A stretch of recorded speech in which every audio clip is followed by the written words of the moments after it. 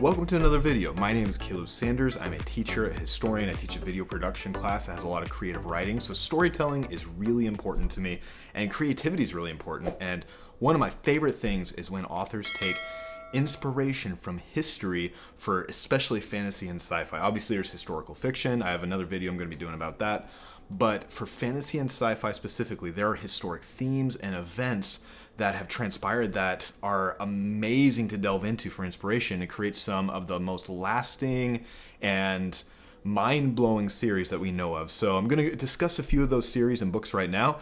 If there's any that I leave off, please let me know. Obviously, it's not a fully comprehensive list because there's so many. These are just ones that have stood out to me. Starting off with non-Western history, we have a recent publication over the last few years called the Dandelion Dynasty Cycle. I think that's what it was called. The Dandelion Dynasty takes its inspiration from the Qing Dynasty, which was one of the first legalistic, strong dynasties that started the Great Wall of China, into the Han Dynasty, and takes a lot of inspiration for culture, for society, for classes, for fighting, and it takes many elements from that to the point where even one of the emperor that is overthrown, he has a Mercury lake cityscape map. And that's one of the things that the last emperor of the Qing Dynasty had in his palace, as mentioned in history. So a lot of inspiration there, Great Wall of China elements, and it's a fascinating book that if you haven't read and you like ancient Chinese history, that is something you probably want to go look at. Sticking in China, we have the first book of the Legends of the Condor House called A Hero Born by Jin Yang. This is one of the most best-selling books of all time, especially in the fantasy. This is more historical fantasy, more on the history side, but there's some almost crouching tiger, hidden dragons elements that come to play in this book. The cover I absolutely love, is amazing. I picked this up at a used bookstore for like 10 bucks. It's a really interesting read, a little slower pace, a little older style, being written I believe in the 50s or 60s, but has crouching tiger, hidden dragon style kind of fantasy fighting elements, all during the Song Dynasty when the Mongols are about to invade and starting to invade. So a really interesting book. If you like Chinese history and Mongol history, check this one out if you're a fan of fantasy and that type of history. Next, we have The Poppy War by R.F. Kuang. If you're involved in the fantasy community, you have heard of this book.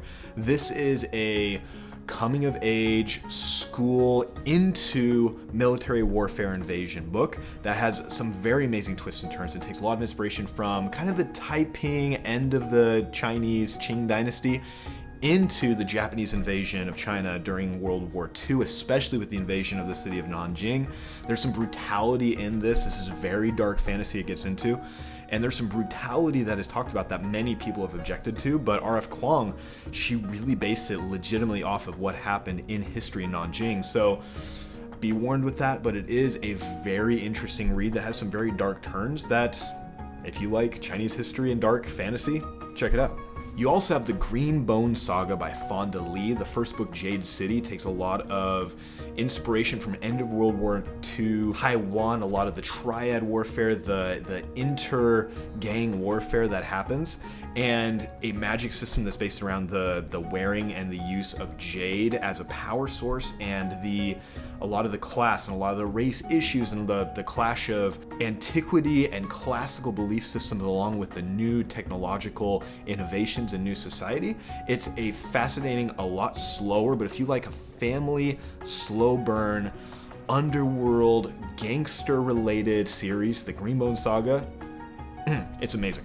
Another book that I am currently reading is called Sons of Darkness in the Raga of Ruta. I'm probably butchering that. It's a Indian Vedic mythology inspired series that is a little inspired by Game of Thrones meets Hindu mythology and history of like the Gupta Mauryan empires in that time period.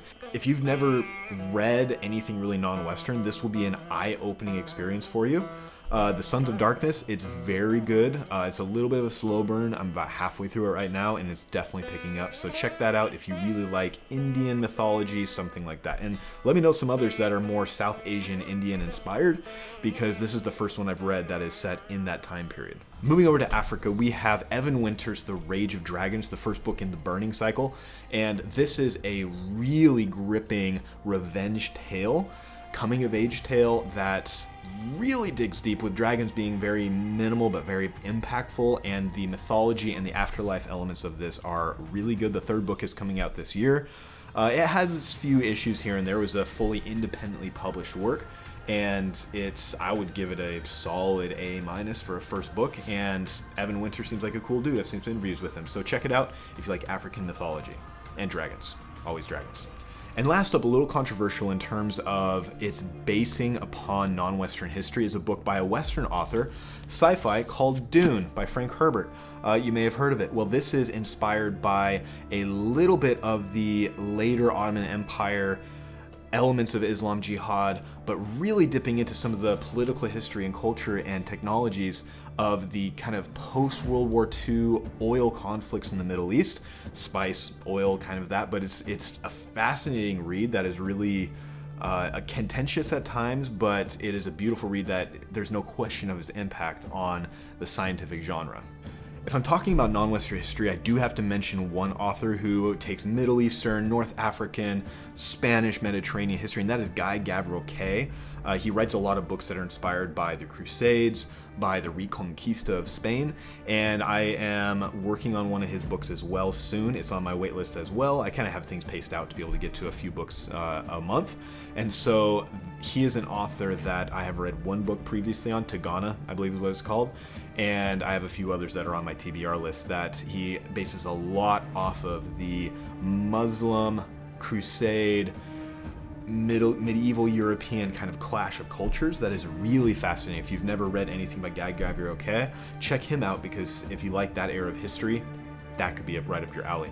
I do want to note that in speaking of non-Western history, I do not have any familiar with any kind of fantasy sci-fi that is based in Latin America or in more like Pacific Islander history, which I think those are some areas that could really give some really cool elements to sci-fi and fantasy.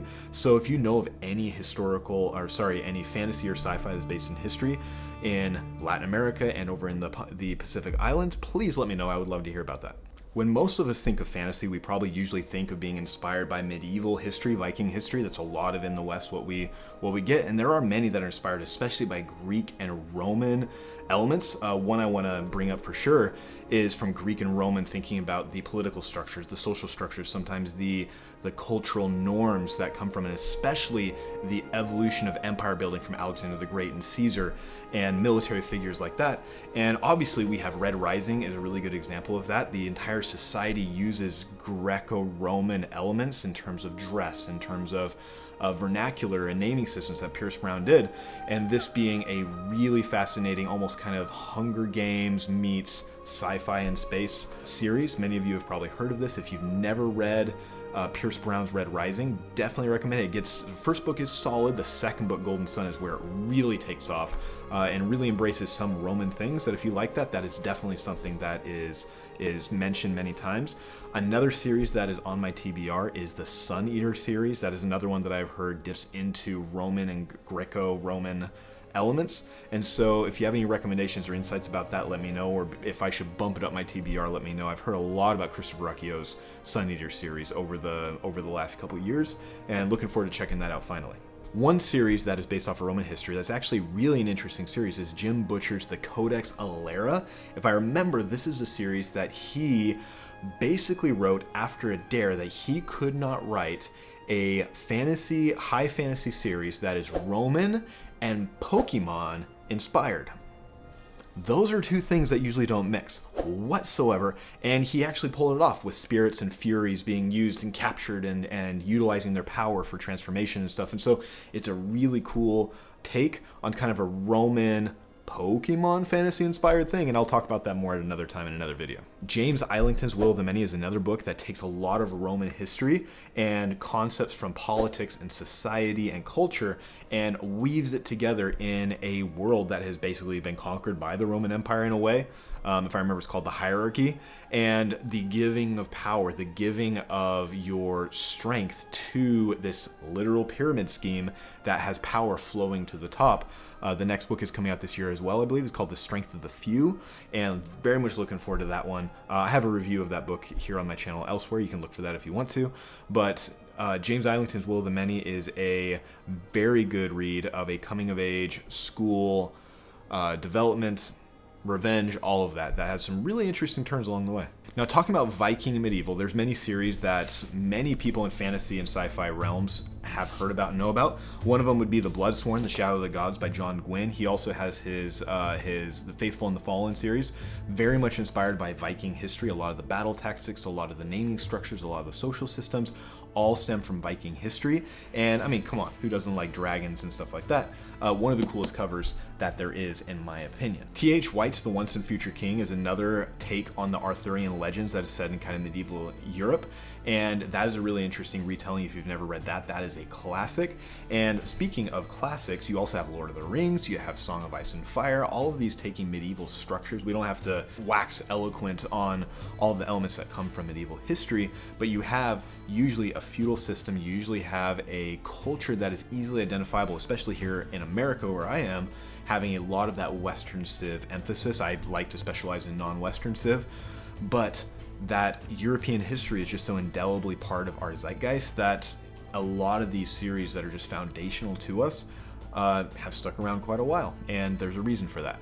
The Wheel of Time by Robert Jordan would be another one that kind of is classified as medieval history, a lot of medieval elements, but from multiple cultures, going very international in scope in terms of the way some of these city-states are portrayed and the customs and actions that are taking place, many of them being more matriarchal in their ruling structures, some of them being more influenced by Native American, by Irish, by Middle Eastern, all across, and getting Asians very international. And Wheel of Time has a lot of followers now, a lot of people who have read it, especially after the recent TV series. Won't go into all that, but Wheel of Time is one, and kind of wrapping up this element of Viking European history would have to be the Farseer trilogy by Robin Hobb.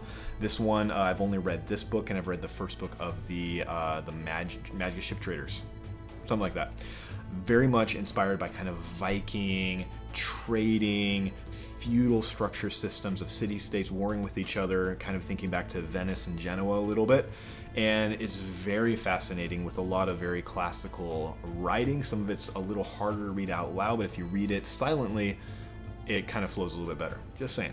After medieval, you usually get to Renaissance history, which is known for its colorful costumes and more of emphasis on art and culture and religious discussions rather than just a straightforward religious narrative or clash of religions. You start having more deep discussions and I would say evaluation of religion, and so that plays in for these two books that I have read. You definitely get more of the culture, some of the underworld, definitely into the arts and the songwriting, and especially the costuming. The first one would be Patra Rothfuss's The Name of the Wind.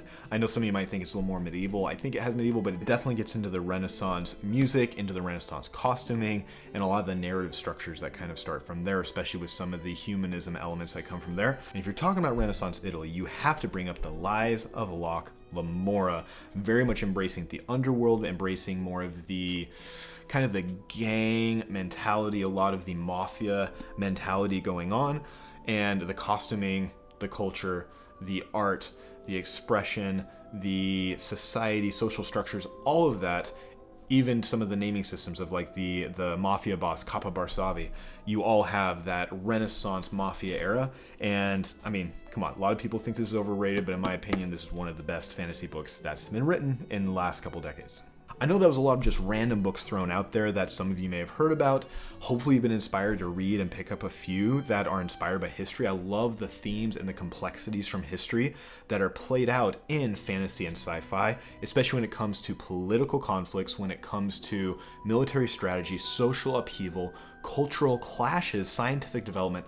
Those are all areas that history can give an amazing blueprint as a starting point for really good authors to be able to write inspired and fascinating and new and innovative fantasy and sci-fi series. So I hope you enjoyed this quick discussion, overview, not even overview, splattering of fantasy and sci-fi books. There's many more out there, I know. So if you have some favorites that weren't mentioned here, please let me know in the comments, because I am continually growing my TBR, and my wife doesn't think I'll ever get to them all, and she's probably right.